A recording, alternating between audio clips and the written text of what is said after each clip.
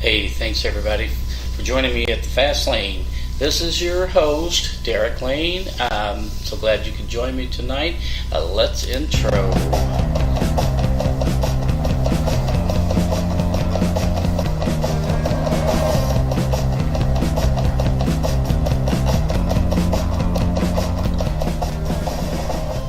All right, thanks. Thanks a lot, everybody. Hey, I just want to say thanks to my studio audience here.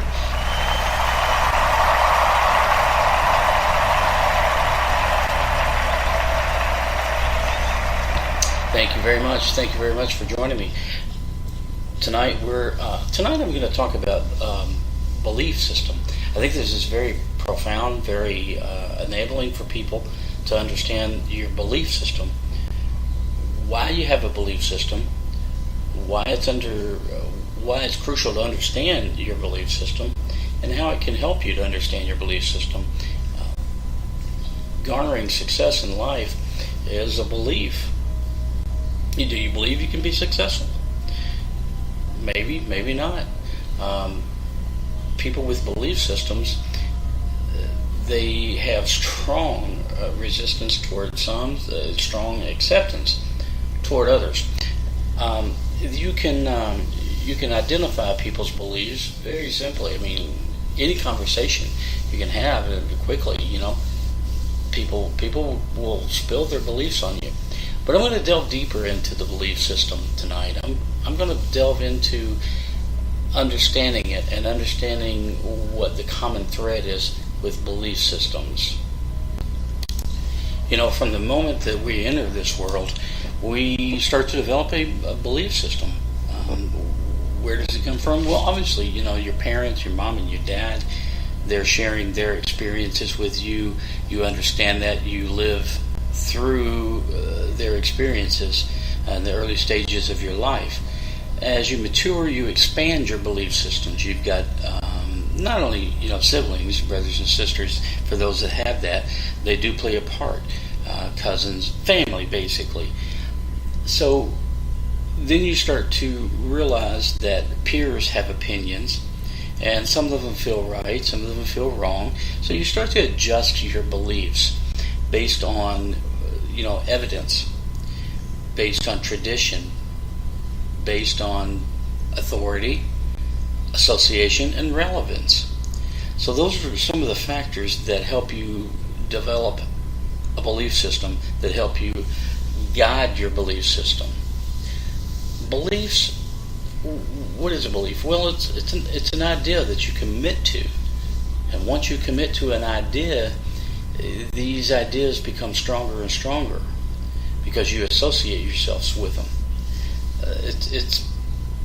It's an accumulation of opinions that you've endorsed. Now you can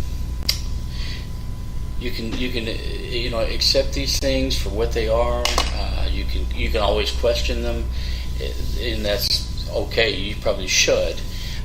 However, belief systems is what runs our core values. It's what runs our modus operandi, if you will. So it's very important to take stock and understand what your belief systems are. Sometimes question your belief systems because you don't want to be so ingrained into an idea, into a subject, and what you think is right, and be closed-minded to say, no, I'm right. I've read the evidence. I've hashed it out. No, this is what it's going to be. No, in other words, always be the person that says, hey, I'll be open-minded. If you can present evidence to me, if you can present an argument, and it makes sense to me, I'm open-minded enough that perhaps I can change my belief about this or that. Those are the successful people in life.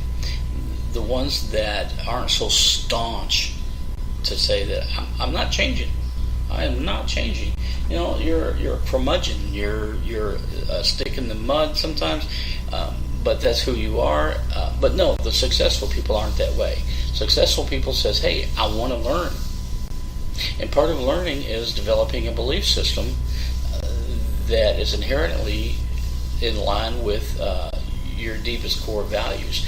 the ones that you set for yourself. That number one, I want to be successful. Number two, I care about the people around me. Those are probably the heaviest ones, and those are probably the righteous ones. So just know that you can change, and that it's quite acceptable. There's no eating crow, whatever. No, the most successful people will tell you, hey, I'll listen to a great idea. I'll listen to something that makes sense to me. I have no problem whatsoever if it makes sense and it's valuable.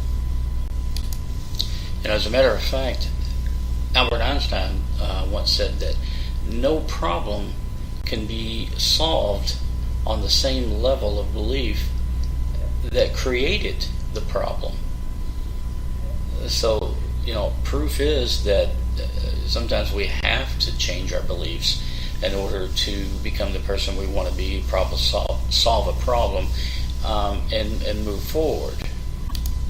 There's the story of the person that was so deeply embedded into the Zen philosophy, they couldn't wait to meet the Zen master on the high on the mountain with the linen cloths and all that.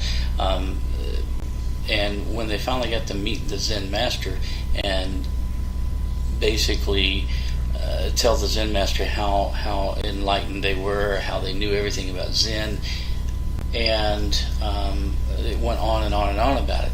The Zen master invited them in for tea, and as the person continued to talk, the Zen master filled the person's teacup up. And as it filled up, it started to overflow onto the tea saucer. As the tea saucer filled up, it overflowed onto the lap of the person. And they continued to talk until they realized that they were getting tea poured all over them. And then that's when they stopped and said, well, you're spilling the tea. The Zen master says, you are like the teacup. You are so full of what you know, you have no room for anything else. You see, that's what a belief system can be like sometimes. You know what you know, and that's all you know. You have no room to grow. You know what you know, that's all you know, you have no room to grow. Don't be that way. Be a person that leaves room to grow. Acceptance, open-mindedness that leaves room to grow. Always question what you know. If you believe the world is flat, not getting into that argument, I'm just saying, if you believe the world is flat, you should kind of open up your mind to the belief that maybe it's not, and vice versa. There's a lot of research, a lot of evidence for one thing, one way or the other. I had a college professor, one of the best college professors I ever had, and during his course, he would give you an assignment and pit you against another student and say, this is what your subject is. You need to learn the subject and then argue for it. And then when you said, well, am I arguing for it or against it? He would say, I'll tell you when you come back. When you argue the point, I'll let you know if you're for it or against it. Wow, that's pretty great, because it made you keep your mind open. I may have to argue for it, may have to argue against it. I don't know. So you got to prepare for both. That was a great lesson in my life. I'll never forget him. He was a great professor. It's funny that growing up and how we develop and expand our belief system, when you're small, you believe that your parents know everything. You just go right along because, man, they know it all. As you grow up and you get a little older, it's funny how we start to rebel against our parents. We start to question everything they do, their reasoning, and even say you're wrong, because you've went out into the world and you've garnered your own opinions, your own evidence, your own traditional way of thinking, and it doesn't coincide with what they've taught you for so long. And then, something funny happens later in life when you then become older than a teenager, and you start to see the correlation between what your parents' core values were, even though the teachings may be a little different, but you still get them, and then you start to realize that the older I get, the smarter my parents are. Well, it all comes back around, unless you're obviously way out on their teachings. But generally speaking, no, that doesn't happen. You don't travel far from your family ties. Hopefully, you've got some great mentors in your parents, your support group, the people that you associate with in school, college, work. You strive constantly to be around the people that you identify with. Your perception of who you are you a winner? Are you a loser? Are you this? Are you that? You magnet. You gravitate toward people that are like you, and you learn from those people. It's the law of attraction in some manner. So when you do that, you set yourself up for reinforcement of your core beliefs, and that's okay. Real quickly, I want to shift to the reason that I really wanted to tap this subject is that the belief system that you have can make or break you. If you believe that the money is for the rich, I'm never going to be rich. Hey, guess what? You're never going to be rich. If you believe that I'm smart enough, I'm great enough, I can do it, I'm inventive enough, I can do it, and success is there for me. Guess what? You're going to do it. You will do it, no doubt. So the belief system that you install in yourself is vital to your success. But you can't just talk the talk without walking the walk. I mean, you have to feel it within the fiber of your being. The core of your soul has to be sold on the fact that you believe this. It's not just something you read and go, yeah, if I give myself these self-affirmations every day, then I will convince myself.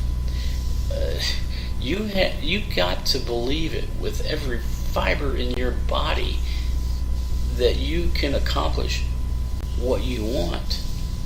If there's any doubt is the sneaky little backstabbing Judas in the back of your brain that will sabotage everything that you want to attain in life, relationship-wise, success, money, cultural, whatever. You have to extinguish all doubt and understand that you have the power, that you can control your belief system, and you can make it strong enough and prove to yourself. And sometimes it's baby steps, but do it. Just do it. Don't let people talk you out of it. Don't adhere to the negative. Whether it's something you heard on television, or some acquaintances or friends or coworkers. Stay away from that crap. Core values and belief systems are what's going to make you or break you. All right, ladies and gentlemen, thanks so much for listening to me. Hopefully you have a little bit more insight into the reasoning of core values and belief systems. The Fast Lane is dedicated to helping people. Derek Lane, the Fast Lane, fastlanepodcast.com.